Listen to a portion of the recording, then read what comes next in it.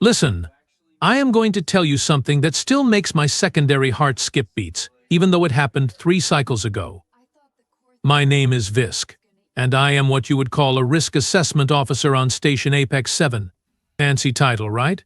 What it actually means is that I get paid to watch beings walk into rooms and figure out which ones are going to cause problems. I have been doing this job for 16 years. 16 years of watching Cortax mercenaries, Vryn assassins, Telux warlords, and every other flavor of dangerous walk through those doors. I am good at my job. I am really good at my job. Until her. The day started normal. Well, normal for Apex 7, which is to say controlled chaos with a side of interstellar politics. We had the usual crowd filtering into the diplomatic corps training program. Big species, small species, species that breathed methane, species that photosynthesized, you name it. This program was supposed to teach the next generation of galactic representatives how to not start wars when someone accidentally insults someone else's egg-laying practices. Important stuff. I was sitting in my observation booth, 3 screens running facial recognition, body language analysis, and threat assessment algorithms. My coffee, if you can call the Telux stimulant sludge coffee, was getting cold. Standard morning. Then the humans walked in. Now, let me stop right there. Humans. You have heard of them, right? Everyone has by now. The species that showed up 30 years ago said hello by accidentally winning a war they did not know they were fighting, and then proceeded to confuse every single established empire by being simultaneously absolutely terrifying and weirdly friendly. They brought their dogs. To a galactic council meeting, and somehow made it work. But I am getting off track. Focus, Visk. 6 humans entered the training hall that morning. 5 of them were exactly what you would expect. Tall, loud, taking up space like they owned it. They had that thing humans do, that swagger, that absolute confidence that they belong wherever they decide to stand. The males were big, shoulders like they were built to ram through walls. The females were not much smaller. All of them moved like violence was an option they had considered and dismissed, but could reconsider at any moment. They clustered together near the front rows, laughing about something, slapping each other on the shoulders the way humans do when they are being friendly, which looks exactly like the way they do it when they are about to start a fight. Confusing species. Wonderful, but confusing. My algorithms lit up like festival lights. Threat level orange across the board. Standard for humans, honestly. They are a species that hunted their food by literally running it to death. Persistence predators. Do you know how terrifying that is? Being chased by something that will not stop, ever, until you collapse from exhaustion. And then they turn that ability into long-distance running, for fun. They do it for recreation.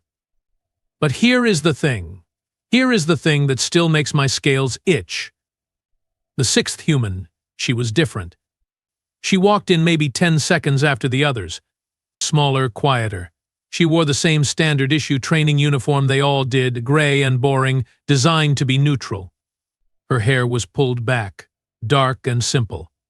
She carried 1 bag, not the 3 or 4 the others hauled. And she walked to the back row, sat down in the corner seat, and went completely still. Not still like sleeping. Not still like meditating. Still like a predator in tall grass. Still like a gun with the safety off. My algorithms did not even flag her. Orange threat level, same as her compatriots, nothing special. But every single predator species in that room turned to look at her. Not obviously. Not all at once. But I watched it happen.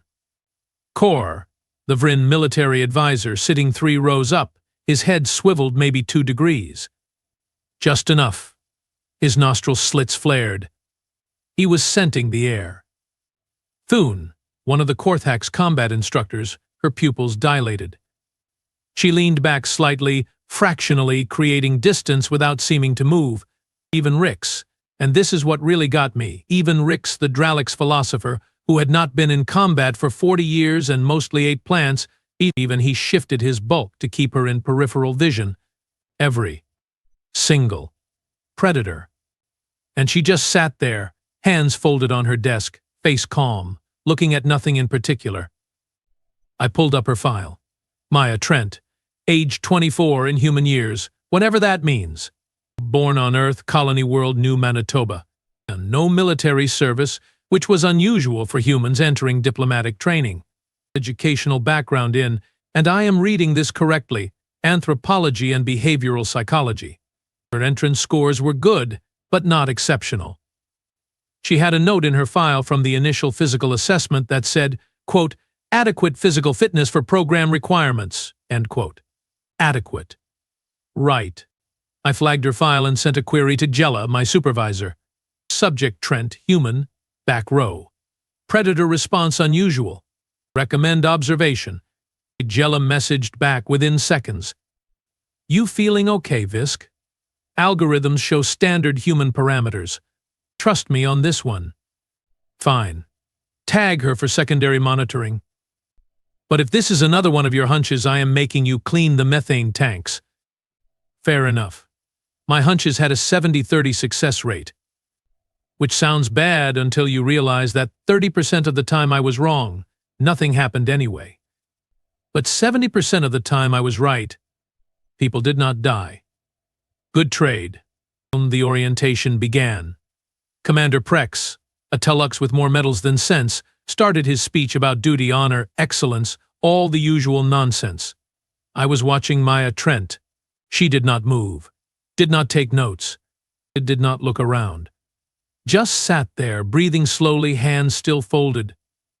One of the other humans, big male with red hair and a face full of freckles, he turned around and said something to her. I adjusted my audio sensors. Hey Maya, you okay back there? We saved you a seat up front. She smiled.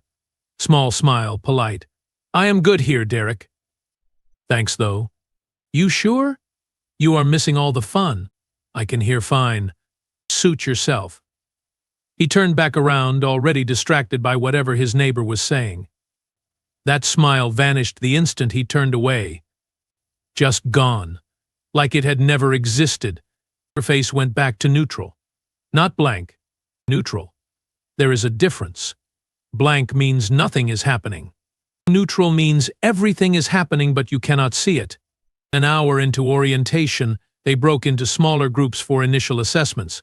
A physical evaluation, psychological screening, skills testing, a standard procedure. The humans naturally grouped together, still laughing, still loud. Maya stood up, stretched. Normal movement, nothing unusual. She picked up her bag and walked toward the testing wing. I switched to mobile monitoring, following her on the camera feeds. She walked past a group of Korthaks. 3 of them, all males, all combat trained. The one on the end, he stepped back. Just one step. Created space. His partner grabbed his arm, confused, asking something in their clicking language. The one who stepped back did not seem to know why he did it. She turned a corner. Rin Cadet coming the other way, not paying attention, looking at his datapad. He glanced up, saw her, and flattened himself against the wall to let her pass. She nodded politely. It kept walking. He stayed flattened until she was completely out of sight. What in the 7 hells was I watching? I pulled up her physical assessment results as they came in. They tested everyone on standard metrics. Strength, speed, endurance, reaction time. The results were, and I checked this 3 times, perfectly average for a human female. Right in the middle of the curve. Not weak, not strong, just average. But here is what the numbers did not show. I watched the video feed of her assessment. They had her run an obstacle course, standard stuff. Walls to climb, barriers to jump, balance beams, the works. She completed it in average time. No records broken. But she moved through it like water. No wasted movement. No hesitation.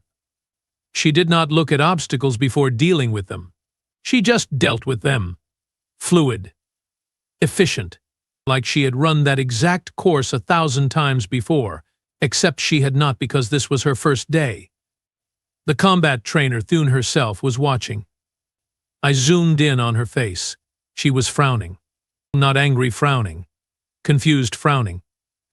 Like she was trying to solve a problem that should not exist. Psychological screening was next. Standard interview format? They put her in a room with Dr. Venn, a Plutarian psychologist with 40 years' experience reading minds. Well, not literally reading minds, but close enough. I tapped into the audio feed. Probably against regulations. Definitely against regulations. But my scales were still itching. Dr. Venn, in his slow, careful way, Miss Trent. Welcome. Please sit. Make yourself comfortable. Maya sat. Same stillness. Thank you, Doctor. How are you finding the station so far? It is impressive. The architecture is remarkable. Are you nervous about the program? Moderately, but that seems appropriate given the circumstances. Tell me about your background. Why diplomacy? She paused. 2 seconds. Exactly 2 seconds. I believe communication prevents conflict. I am interested in preventing conflict. Noble goal. What makes you think you will be good at this? Another pause. Same length. I understand behavior. People are predictable when you pay attention. Are they? Dr. Venn leaned forward slightly. He was interested now. I could tell. What am I thinking right now, Miss Trent? She smiled. Different smile than before. This one reached her eyes. You are thinking that I am too calm, that my effect is flat. You are wondering if I have some form of emotional regulation disorder, or if I am simply controlling my responses. You are trying to decide if I am hiding something, or if this is just who I am. Silence. Dr. Venn sat back. That is quite perceptive, you asked. Indeed I did. Tell me, Miss Trent. Are you hiding something? Everyone hides something, Doctor. The question is whether what I am hiding is relevant to my ability to perform in this program. And is it? No. He asked her 12 more questions, standard psychological screening stuff. She answered all of them calmly, precisely, giving exactly enough information to be compliant, but never more than necessary. Her heart rate, which they were monitoring, stayed perfectly steady. No spikes, no variation, just steady. That is not normal. You know what keeps a perfectly steady heart rate during a psychological evaluation? Someone who has done it before. Many times before. Or someone who has such complete control over their physiological responses that they can regulate it consciously. Neither option was in her file. I sent another message to Jella. Something is wrong with subject Trent. Wrong how? I do not know yet. But watch her. Visk, her scores are average. Her interviews are normal. But you are seeing ghosts. Then why did every predator in the room track her? No response for a full minute. Then, keep watching. Document everything. I will review at end of shift. The day continued. Group exercises began.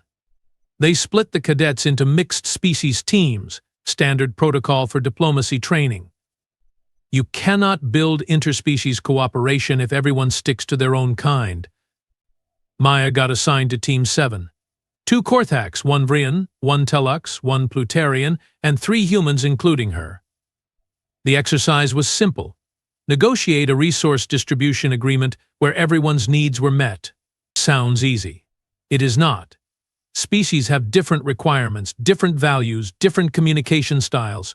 Most teams took hours and still failed.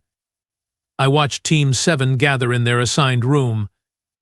The Korthax immediately tried to dominate standard behavior for them. The Vrin countered with logic. The Telux wanted procedural order.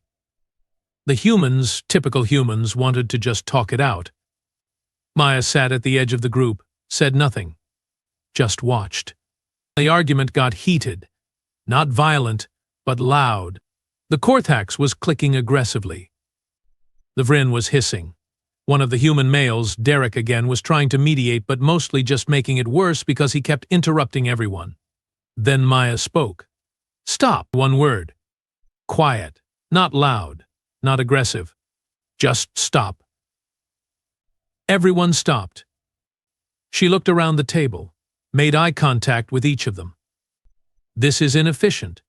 We are arguing about positions instead of interests. Core, you need high-protein rations. Rix, you need specific mineral content. Thex, you require regular scheduled distribution. We can meet all of these needs if we structure the agreement correctly. Derek, stop talking for 60 seconds. Everyone else, I am going to propose a framework. If it does not work, we modify it. Agreed? Agreed? They all, and I watched this happen, they all nodded. She outlined a distribution system in maybe 3 minutes. Calm, methodical, addressing each species' actual needs instead of their stated demands. It was, honestly, brilliant. Not because it was complex, because it was simple. She cut through all the noise and found the actual problem, then solved it. Team 7 finished their negotiation in 15 minutes. 15. The next fastest team took 2 hours. Boone, who was observing the exercises, pulled Maya aside afterward. I enhanced audio again. That was well done, cadet. Thank you, instructor. You have negotiation training? Some. Informal. Family business? Something like that. What do your parents do? Maya smiled. That other smile again. The one that reached her eyes but somehow made her look more dangerous, not less. They taught me to pay attention. Thune did not push. I saw her make a note on her datapad. End of day 1. The cadets were dismissed.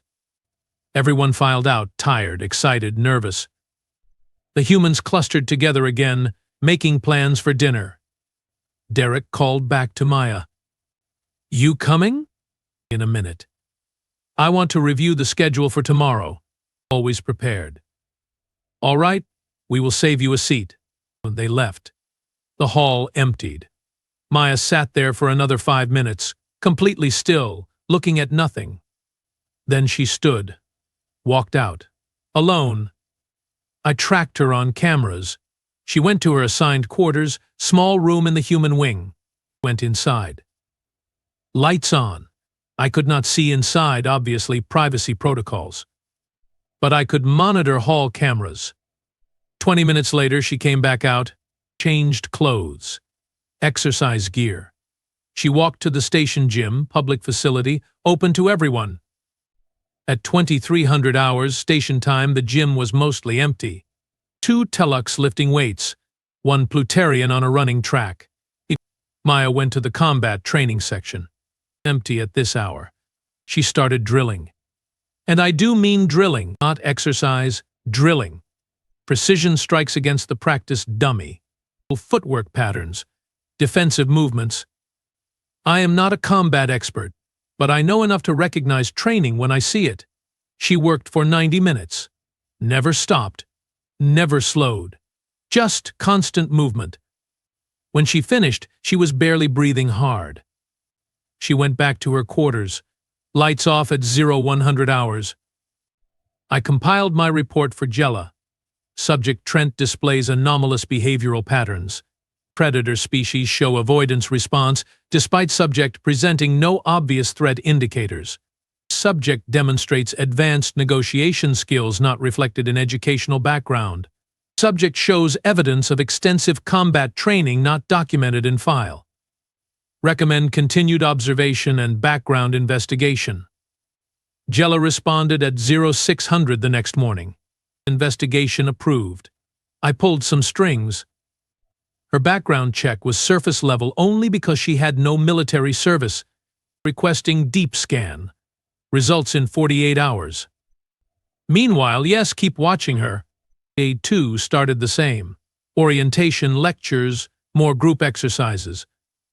Maya, back row, silent, still. But now other people were noticing. I was not the only one watching anymore. I saw Kor, the Vryn advisor, talking quietly with Thune, both of them glancing at Maya, not obviously, just keeping track. I saw the Korthax from her team making excuses to not stand near her. I saw other humans starting to give her space without seeming to realize they were doing it. And Maya? She acted like nothing was happening. Polite. Helpful when asked. Quiet when not. Perfect to dead behavior, except for the stillness. That predator stillness. Day 3. Advanced scenario training. They put the cadets in a simulation. First contact scenario. Unknown species. Unknown intentions. Figure out if they are friendly or hostile and respond appropriately without starting a war. Most teams failed spectacularly. Some assumed friendly and got virtually killed. Some assumed hostile and started virtual wars. Standard curve for this exercise. Team 7, Maya's team, they approached it differently. Because Maya asked one question at the start. What do we actually know? They worked from evidence. Built a profile. Tested hypotheses carefully. When the unknown species showed signs of aggression, they did not respond with aggression. They responded with de-escalation while preparing for defense. When the species turned out to be testing them, evaluating whether humans and their allies could be trusted, Team 7 passed because they showed restraint and intelligence. Perfect score. First time in 5 years any team got perfect score on that scenario.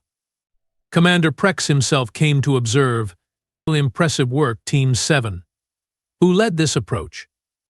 Derek, bless his honest human heart, pointed at Maya. She did, sir. She kept us focused. Prex looked at Maya. Really looked. Interesting.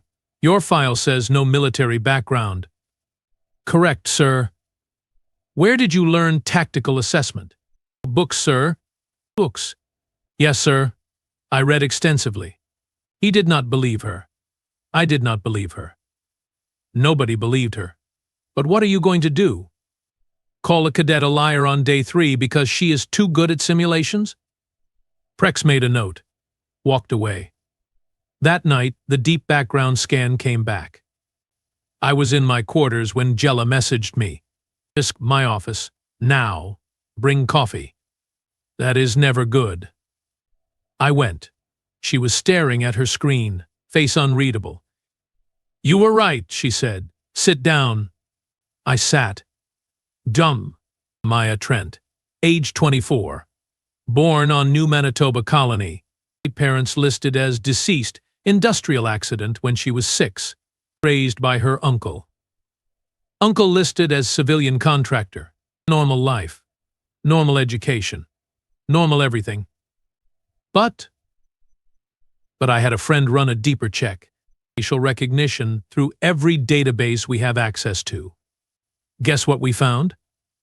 What? Nothing. No matches. At all. Before age 6, Maya Trent does not exist. My scales went cold. Identity fabrication? Maybe. Or maybe her parents really did die and records were incomplete. Colonial bureaucracy is terrible. But here is the interesting part. That uncle? Civilian contractor is technically true. He contracted with the Human Colonial Marines, Special Operations Division, Psychological Warfare Section. Oh. Oh no. It gets better, Jella continued. I pulled his file. He is retired now. But during his service he specialized in interrogation resistance training and counterintelligence. He taught Marines how to withstand torture and detect enemy agents. And he raised her, I said quietly, for 18 years. From age 6 to 24. That explains the control. The stillness. The way she reads people. It might explain more than that. Jella pulled up another file. Her entrance application. She applied through the standard civilian track. But guess what her stated career goal is? Diplomacy? Conflict resolution in high-risk scenarios. Specifically, she wants to work in first contact situations with potentially hostile species. We looked at each other. She is not here to learn, I said. She already knows. She is here for credentials. Or cover. You think she is intelligence? Jella shrugged. I think we have a 24-year-old human woman who was raised by a psychological warfare specialist who moves like a ghost, who makes predators nervous without doing anything obvious, who is better at negotiation and tactical assessment than people twice her age with actual military training. What do you think? I think we should be very, very careful. Agreed. Keep watching. Document everything. And Visk. Do not, under any circumstances, let her know we are investigating. Because if she is what I think she is, and we spook her, we will never see her coming. I went back to my observation post, pulled up the camera feeds, found Maya. She was in the gym again. Late night. Alone again. But this time she was not drilling. She was dancing. Slow. Graceful. Beautiful. Completely at odds with the combat training I had seen before. She moved like water, like wind, like something that could not be caught or contained. And then, right in the middle of a spin, she stopped, turned, looked directly at the camera, smiled. That smile, the dangerous one. She knew we were watching. Maybe not the investigation, but the cameras, the observation. She knew. She waved. Small wave. Friendly. Then she went back to dancing. My blood went cold in my veins. For tomorrow, and I had absolutely no idea what was going to happen. But every instinct I had, every warning sense in my predator brain, was screaming the same thing. Be very, very careful with this one. Because Maya Trent was not what she seemed. And neither, I suspected, were her intentions for being here. Day 4 began with me not having slept at all. You try sleeping when you know someone knows you are watching them and they do not care. Actually, worse than not caring. She was amused. That wave. That smile. She was amused. Yawn. I showed up to my observation post early, coffee equivalent in hand. 3 screens running. Jella had assigned 2 more observers to help me. Krell, a Dralix with pattern recognition skills that made computers jealous. And Tess, a human actually, former military intelligence herself. If anyone could spot another intelligence operative, it would be her. So, Tess said, settling into her chair with her own coffee, real earth coffee that smelled like burnt dreams and tasted worse, we are babysitting the scary quiet girl? Something like that, I replied. I read the file. Uncle in PsyOps. No background before age 6. Perfect control. Makes predators twitchy. She sipped her terrible coffee. Yeah, she is one of ours. One of yours? Intelligence asset. Maybe not official, but trained. Definitely trained. You do not get that kind of control without years of conditioning. She pulled up Maya's psychological profile. Look at this. Heart rate variability. Normal humans? All over the place. Stress, excitement, fear, it all shows. Her? Flat line, that is not natural. That is trained. Krell rumbled from his station.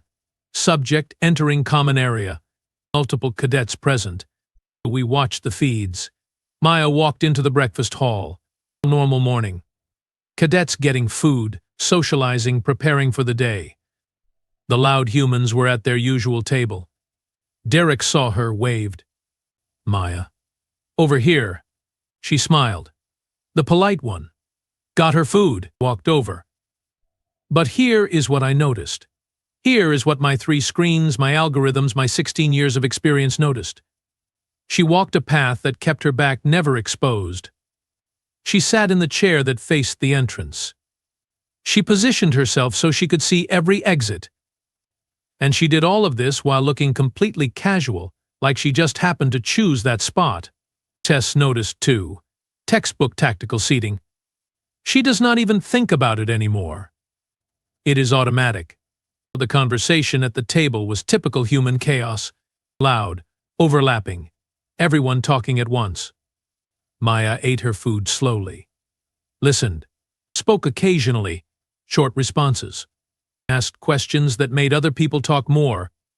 She is profiling them, Krell observed. Each question targets personality assessment. He was right. She was not making small talk. She was gathering data, learning how they thought, how they reacted, what motivated them. And they had no idea. They thought she was just quiet, just listening, just being friendly. The Day 4 schedule was combat training, not serious combat, basic self-defense. Every diplomat needed to know how to protect themselves in case negotiations went badly, which they did, often. The instructor was Thune. She did not look happy. I enhanced audio on the training room. Today we cover hand-to-hand basics. I do not expect you to become warriors. I expect you to survive long enough to run away. Fighting is Plan Z. Running is Plan A. Understood? Chorus of affirmatives. Pair up. Mixed species where possible. We start with basic stance and movement. The cadets paired off. Maya got partnered with one of the Korthaks. A big male. Probably outweighed her by 80 kilos. He looked uncomfortable. Not scared. Just uncomfortable. Thune walked them through basic defensive postures. How to protect vital areas. How to create distance. How to break holds. Standard stuff. Now we practice. Attacker move slowly. Defender execute the technique. Slow, controlled. This is learning, not fighting. The room filled with awkward movement. It's fumbling through techniques. Some getting it. Most not. I watched Maya. Her Korthak's partner reached for her, slow practice grab. She moved. Smooth. Effortless. Textbook perfect technique. She redirected his momentum, created space, returned to neutral. Thune noticed. Walked over. Again, she instructed. They did it again. Same result. Perfect execution.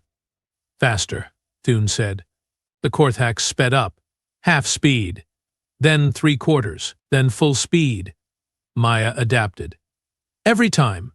Perfect technique. Every single time. Thune called for a stop. Looked at Maya. You have training. Some. My uncle taught me basics. Basics. Thune's tone was flat. Disbelieving. Show me an advanced technique. I only know basics, instructor. Show me your best basic then. Maya glanced at her partner. May I? He nodded. Looked nervous. She moved. One technique. Simple wrist lock to throw. But the way she executed it. Smooth. Effortless. Absolute control. She put the Korthaks on the mat without hurting him. Helped him up immediately. Apologized quietly. Thune stared. That was acceptable. Continue practicing. After class, Thune pulled Maya aside again. I watched on cameras. Who trained you? My uncle. I told you. Your uncle taught you better technique than I have seen from cadets with actual military backgrounds. Who is your uncle? He is retired. He valued self-defense skills. What did he do before retirement? Consulting work. What kind of consulting? Maya smiled. The dangerous smile. The kind he did not talk about, instructor. I learned not to ask questions. Thune let her go. Made more notes. Tess, watching from observation, whistled low. She just told Thune exactly nothing while appearing to be completely cooperative. That is advanced interrogation resistance. How advanced? I asked. The kind where you go through months of training getting actually tortured so you learn to give up information slowly. Drip by drip. Making them work for every piece. She is doing it in casual conversation. Tess shook her head. Whoever trained her? They trained her right. The afternoon brought surprise scenario training. No warning. Just alarms. Simulated station breach. Hostile forces. Evacuate to safe zones. Standard drill. Happened twice a year. Tested emergency responses. Most cadets panicked. Some froze. A few followed training. Maya? Maya moved like she had been expecting it. While everyone else was looking around confused, asking questions, waiting for instructions, she was already moving, not running, walking quickly, purposefully, toward the designated safe zone for her section, but not the shortest route. She took a path that avoided choke points, or avoided areas where hostile forces in simulation would likely set up ambush positions. She moved like she could see the tactical overlay that the instructors were using to guide the scenario. She reached the safe zone first, held the door for others, did a visual count of her section as they arrived, noticed when one person was missing, reported it immediately to the instructor. Perfect execution. By the book. Better than by the book. The missing cadet, turned out, had frozen in his quarters. Panic attack. Maya volunteered to go back with the instructor to retrieve him, talked him through breathing exercises, kept him calm, got him to safety. After the drill, Commander Prex called her to his office. I definitely was not supposed to monitor this conversation. I monitored it anyway. To Trent. Excellent performance today. Thank you, Commander. You seem remarkably calm under pressure. I do not see value in panic, sir. No, I suppose you would not. He paused. I could see him on camera studying her. Your file is interesting. Sir? It says very little, which is, in itself, saying something. I am not sure I understand, sir. I think you understand perfectly. But I am not here to interrogate you. I am here to make an offer. Her posture did not change. But I saw it. Tiny shift. Fractional increase in attention. Prex continued, we have a specialized program. Advanced diplomatic training. Very small class. Very specific skill set. We look for people who can operate in, shall we say, complex scenarios. First contact with unknowns. Hostile negotiations. Situations where standard diplomacy is insufficient. That sounds challenging, sir? It is. It is also dangerous. Real danger. Not simulations. The mortality rate for graduates is higher than we would prefer. Why are you telling me this?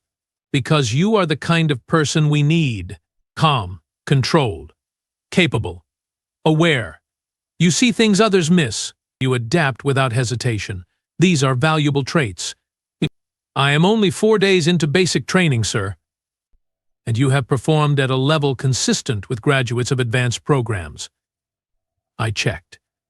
Every instructor has flagged you as exceptional, even when you are clearly holding back. Silence.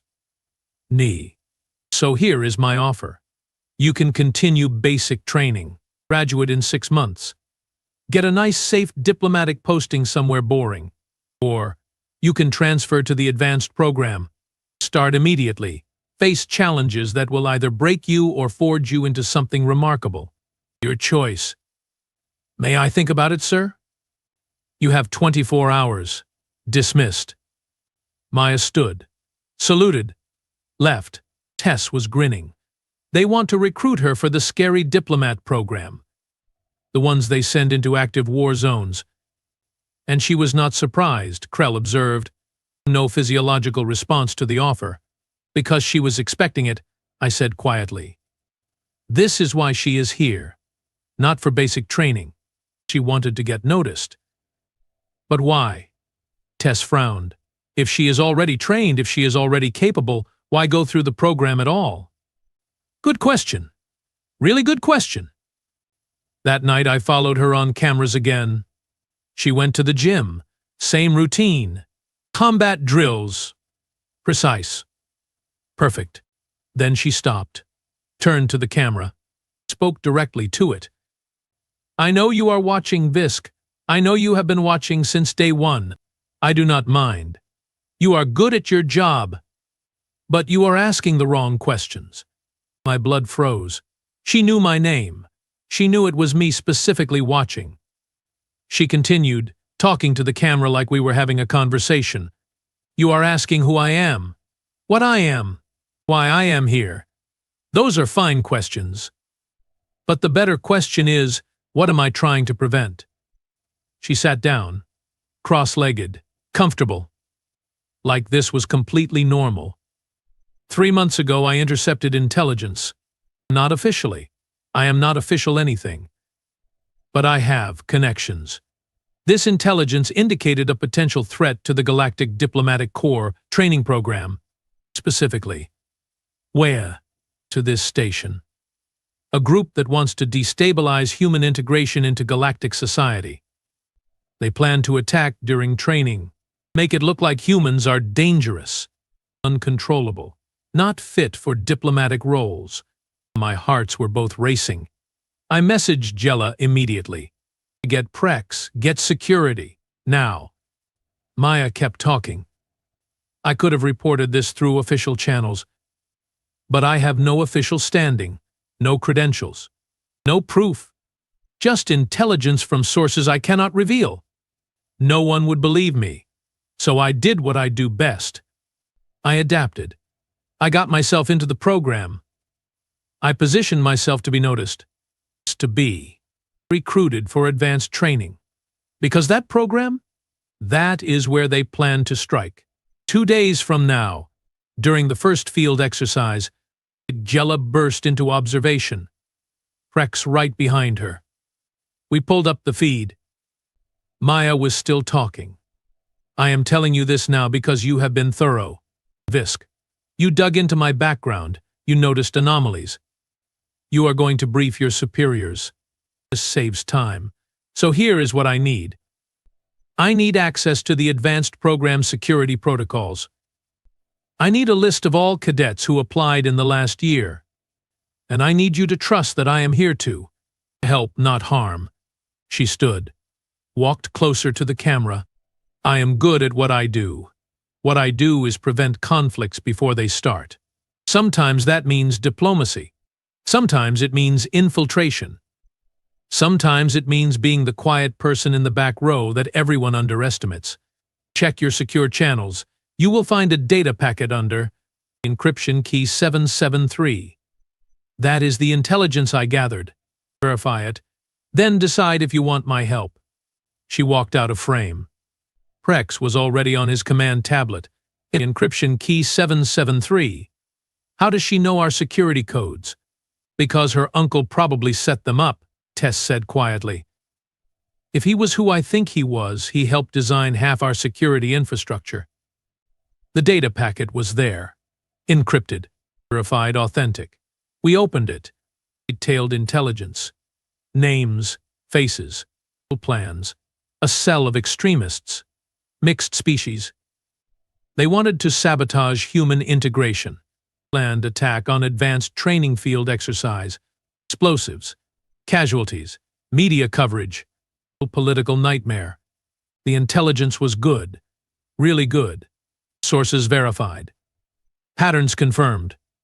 How long have you known about this? Prex demanded, looking at me. I did not, sir. I was investigating her. Not this? She played us, Jella said, but she was smiling. She got herself noticed. Got us to investigate. Knew we would find enough to worry but not enough to understand. Then she revealed herself on her timeline, with evidence, with solutions. Is she human intelligence? Prex asked. Tess shook her head. I do not think she is anyone's intelligence. I think she is freelance, very well-trained freelance, acting on information she gathered independently. Why? Because, I said slowly, understanding clicking into place. Her uncle raised her to prevent conflicts, taught her everything he knew, then probably died or retired, leaving her with skills and no official outlet. So she uses them anyway, because it is what she knows how to do. Prex made a decision. Bring her in now. I want to hear this from her directly. They found her in her quarters, reading, calm. Like she had not just dropped an intelligence bomb on station security. She came to Prex's office without protest, sat down, waited. Explain, Prex said. So she did. Calmly, methodically. She had sources. People her uncle knew. People who trusted her because they trusted him. She heard about threats. Investigated, confirmed. then positioned herself to intervene. "Why not just report it?" Prex asked. "Would you have believed me? 24-year-old civilian with no credentials, no clearances, claiming she has intelligence on a terrorist cell? You would have investigated me, found nothing official, and dismissed it. People would have died. So you infiltrated the training program." "I applied legally, scored well enough to be accepted, then performed well enough to be noticed. I knew your risk assessment protocols. I knew VISC would flag me, knew you would investigate. I knew you would find anomalies that would make you pay attention. You manipulated us. I provided you information in a context where you would take it seriously." "Yes." Prex was quiet for a long moment. "The attack. You can stop it? If you give me access to the protocols. If you let me work with your security team. If you trust me. Yes, I can stop it. And if I do not," she met his eyes, "then I stop it anyway. But more people probably die, including me. Your way is cleaner." He laughed. Actually laughed. "You have steel nerves, girl. I learned from the best. Your uncle. Who was he really? Marcus Trent, human colonial marines, psychological operations. Retired. Died 2 years ago. Heart failure. He spent his last years teaching me everything he knew. Because he said the galaxy needs people who can see threats coming and stop them quietly. He was right. It was right." Prex made another decision. "You are officially recruited into the advanced program, effective immediately. But you work with my security team, full cooperation. No more secrets. Agreed?" "Agreed." The next 48 hours were chaos. Good chaos. Coordinated chaos. Maya worked with station security, identified the threat actors. They had already infiltrated. 2 posing as maintenance workers, 1 as a cadet, planted explosives in the field exercise site. Maya helped coordinate the counter-operation, and not leading, supporting, providing intelligence, tactical assessment, reading people. They caught the cell before the attack. No casualties, no explosives detonated. Clean operation. The cadet who was part of the cell, he broke during interrogation. He confirmed everything. Thanked them for stopping him before he killed anyone. Maya watched from observation. Same stillness. When it was over, she walked out, went to the gym, drilled for 2 hours, came back, slept. The next morning, Prex called her back to his office. "You saved lives, cadet." "We saved lives, sir. I just provided information. Do not be modest. It does not suit you." He smiled. "I spoke with your instructors, reviewed your performance, consulted with people who knew your uncle. Here is what I concluded. You are exactly what the advanced program needs. Someone who thinks 3 steps ahead. Someone who sees patterns. Someone who prevents conflicts instead of escalating them. Thank you, sir. But you are also a massive pain in my rear because you operate outside normal chains of command and you make your own rules. I follow rules when they make sense, sir. Which is exactly the problem. You decide what makes sense." He sighed. "Fortunately, the advanced program is designed for people like you. People who need flexibility. So here is what happens next. You complete advanced training. Top of your class. I expect. Then you get assignments. Difficult assignments. First contacts. Hostile negotiations. Pre-conflict intervention. The things no one else can or will do. I am ready, sir." "I know you are. You have been ready for years. We are just giving you credentials now." He paused. "One question. That smile. The one you do. The dangerous one. Where did you learn that?" She smiled. "That exact smile. My uncle taught me. He said the most important skill in negotiation is making people uncertain whether you are their best friend or their worst nightmare. Keep them guessing. Keep them off balance. Stay in control. He taught you well, He taught me everything. 6 months later, I got a message from Maya. She was on assignment. First contact mission, unknown species. High-tension scenario. She just wanted to say thank you for noticing her, for taking her seriously, and for helping her do what she was meant to do. I messaged back, "You are welcome. Try not to start any wars." Her response, "I am here to prevent wars. But if I have to start one to prevent a bigger one, I will." Calculated risks. My uncle's favorite phrase. That is Maya Trent. Human. 24 years old, trained by a psychological warfare specialist, capable of infiltrating secure facilities, reading people like books, preventing conflicts before they escalate, making predators nervous without apparent effort.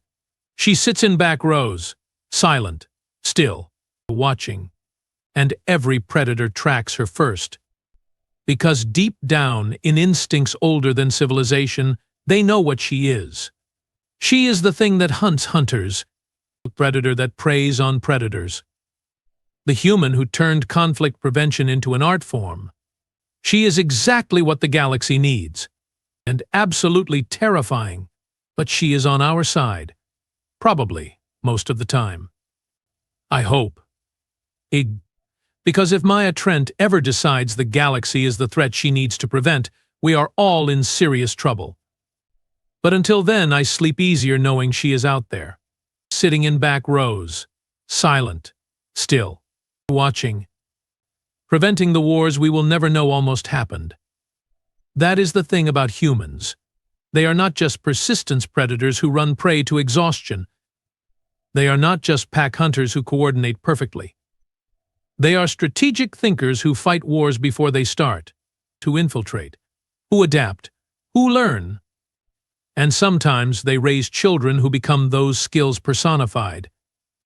Maya Trent is not special because she is superhuman. She is special because she is completely human, taught by another human, using human methods, achieving human results. And human results, in galactic terms, mean prevented catastrophes, saved lives, maintained peace. So yes, she sat in the back row, silent. But every predator tracked her first, because they knew, they sensed, they understood on some deep level. She was not prey. She was never prey. She was the guardian, the watcher, the one who sees threats and ends them quietly. She was human. And that, it turns out, is exactly what makes her so formidable. My name is Visk. I am a risk assessment officer on Station Apex 7. And I just learned that the biggest risk is not the threats you can see. It is the threats that get stopped before you ever know they existed. By quiet humans. In back rows. Watching. Always watching. Thank you, Maya Trent, for teaching me that lesson. And thank you, Marcus Trent, wherever you are, for raising a daughter who